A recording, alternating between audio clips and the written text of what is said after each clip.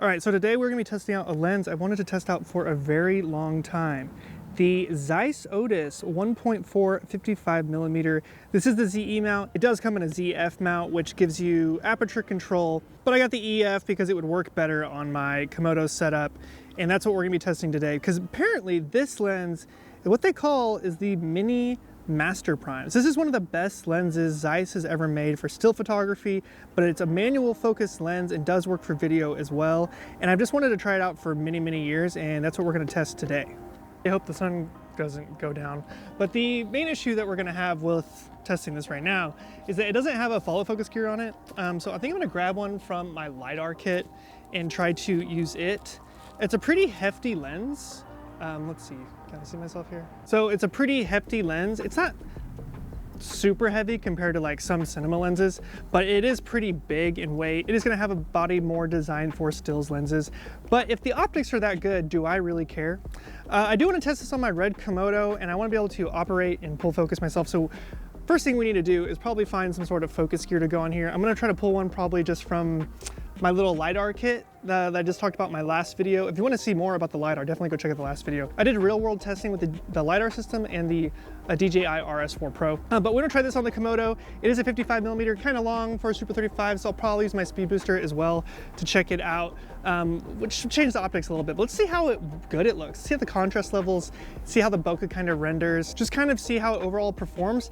You know, I've been using the Zeiss Milvus a lot on this tourism chef's table kind of documentary style series I've been making, and it got me curious about the Otis. There's a 28mm and a 55mm, and these should be better than the Milvus, and I've really enjoyed using the Milvus, so that's kind of why we're testing this out today. So let's get some LiDAR going, some focus stuff set up, and start testing this thing. Maybe I should put this ring on first, but sometimes you just do things out of order. It's fine. Little DJI ring. It's like a little zip tie thing. It's kind of fun.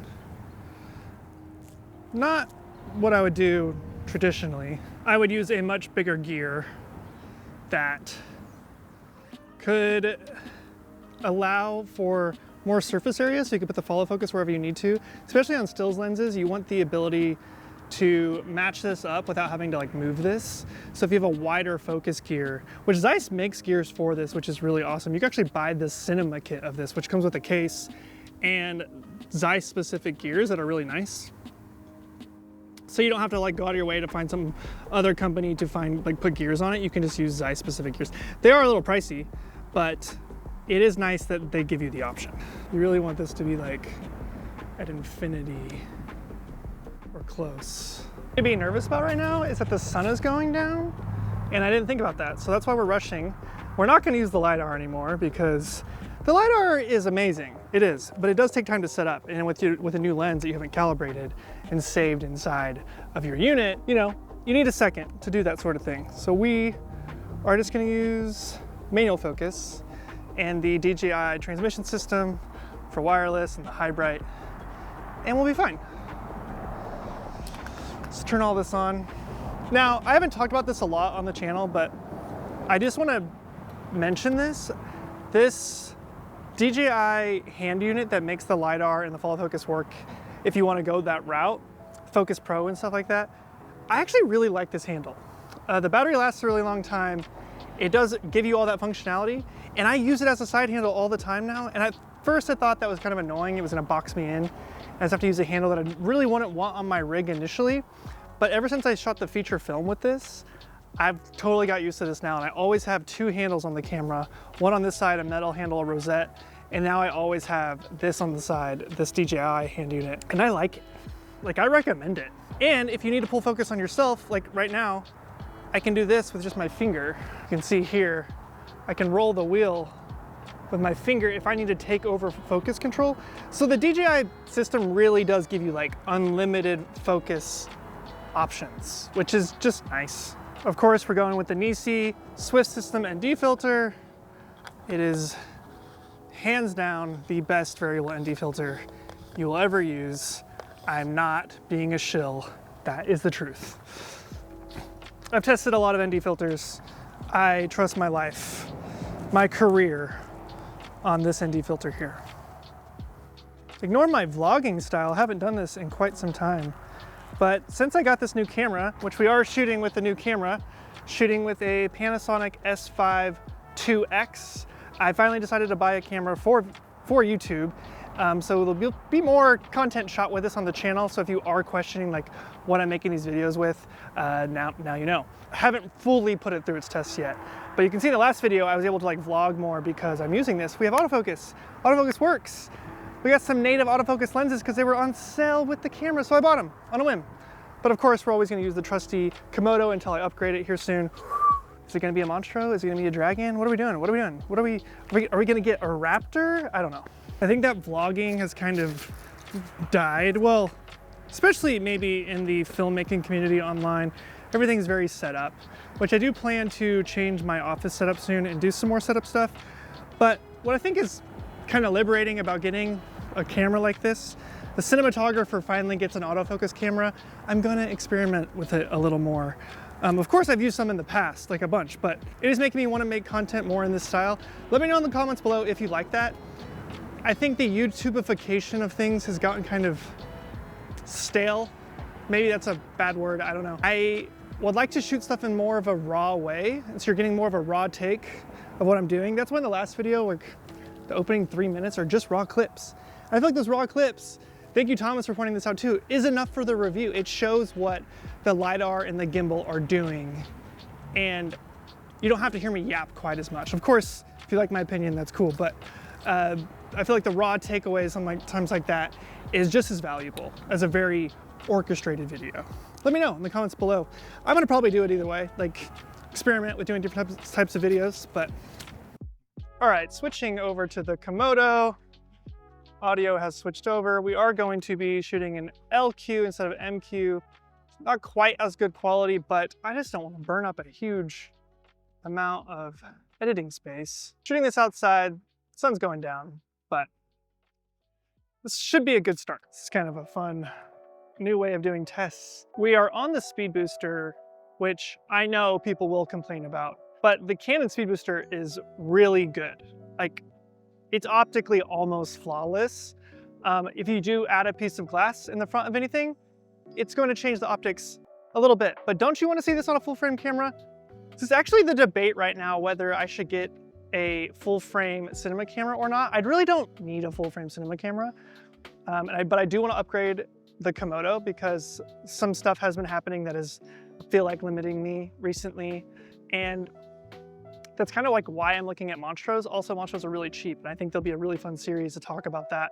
Talked about old Reds before, but the Monstros have come down. And I have to say it's probably the most underrated cinema camera of all time for the cost now. So maybe I'll make a video over that. Maybe I'll get a Monstro. We did use it in the Arls video. Let's maybe truck in a little bit here.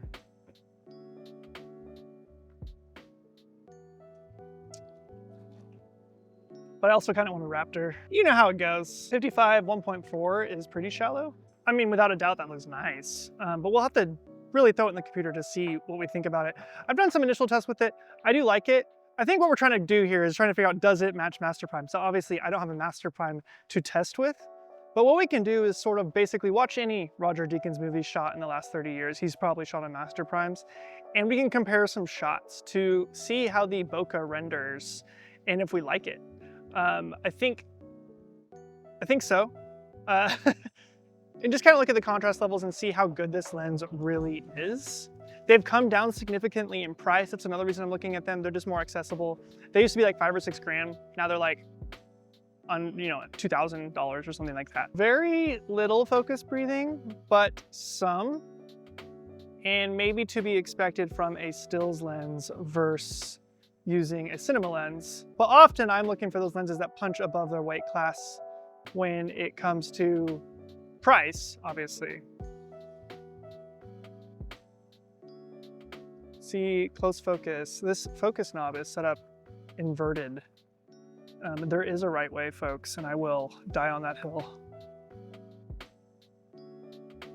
That's probably a foot. Not bad for 55. Ooh, I like how the bokeh feels there. I do. So I would say that I'm about 5.5 feet away.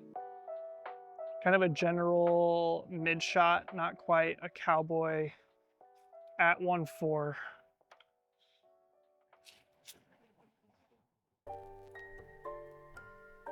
The other thing about this lens, and especially if you want to compare it to something like Roger Deakins or something, you're gonna want to see it stop down. Wide open right there, it looks nice, but there is some like soft fall off going. It isn't quite as clinical as I thought it was gonna be, which is a good thing. Some fun bokeh happening in the background. Yeah, so let's stop it down. I want to see what 2.8 looks like for sure. 2.8, opening up that ND some more. We're shooting at 16.9 on the sensor rather than shooting 17.9.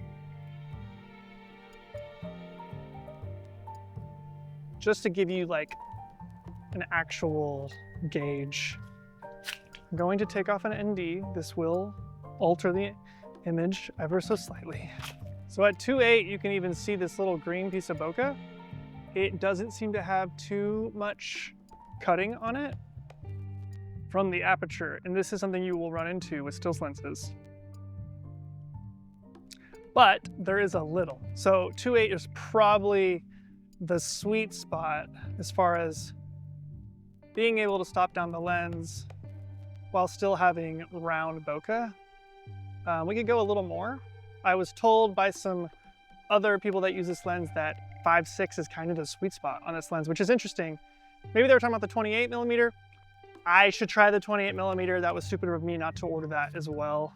I did borrow this gear. B&H sent me this lens to try out. I should have asked for a 28 as well. Let's see what 5.6 looks like. Does it screen cinema?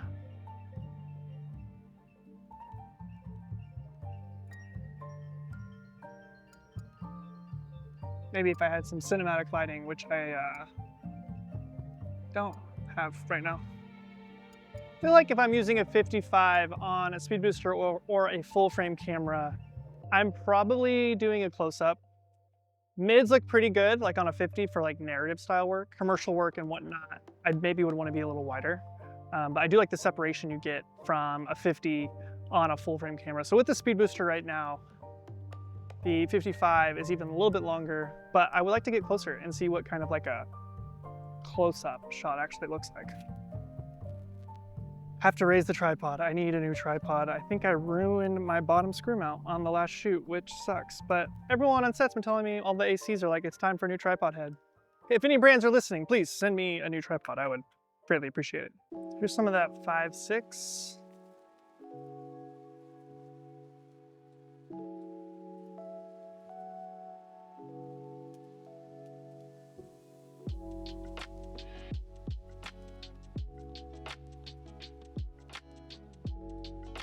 Of course, 55 at 1.4, you're not gonna be able to get both eyes in focus on a kind of 30-degree shot like this.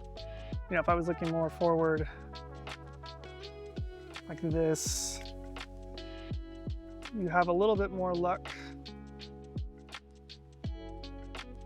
You know, this look is finally going away, this kind of like super shallow look, or at least for narrative, which is kind of a topic of conversation that we should talk about at some point. Maybe an entire video, maybe not, but the fact that I'm in, and I am to blame for this, but I'm always like, well, a movie was shot with this, or this camera was used on this feature film or whatever. But for most of us, that's not what we're doing. I have shot a feature film now, but that's not what we're really talking about. I think a lot of us shoot commercials, music videos, social content. Why do we keep talking about movies that are shot on different cameras? Like, let's talk about a camera that works for shooting commercials or content. I'll give you the highest quality possible, right? Of course. That is pretty crispy. Like, that looks really nice and organic. I like that a lot. That's wide open at 1.4.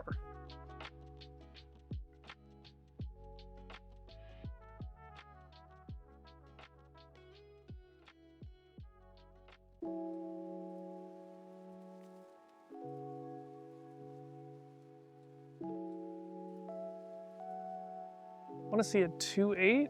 Maybe we should bring out the DZO aural and see how that compares. We might have to do that at a later date when the sun is up, or I could do it inside, of course.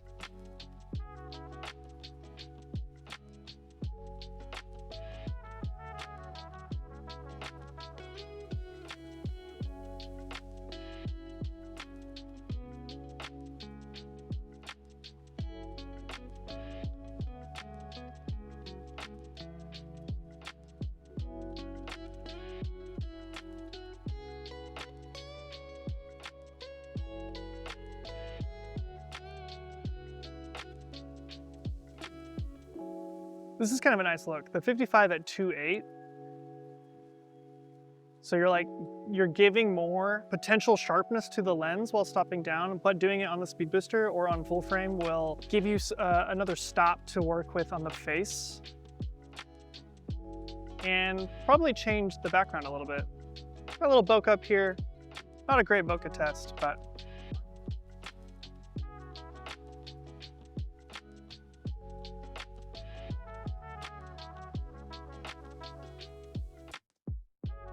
let's pop off some shots of something else just to see how it looks. Squarespace is an all-in-one platform to present your work online. Start a completely personalized website with Design Intelligence from Squarespace. Design Intelligence empowers anyone to build a beautiful, bespoke digital identity to use across your entire online presence. Maybe you want to start an online store to sell your photography or other products. Squarespace has the built-in functionality to get one of those up and running quickly, and I've actually been using Squarespace to run my online stores for almost a decade now. And of course, if you're like me, you're probably looking to build a portfolio, which Squarespace has tons of features for that very thing. You can even create private galleries for client work using these tools. As you acquire work through your website, you can now collect payments using branded invoices, manage client info, feedback, and payment activity all in one place. So if you're looking for a home for your work, you can do that with Squarespace. Click the link in the description to get 10% off, and I want to thank Squarespace for sponsoring this video.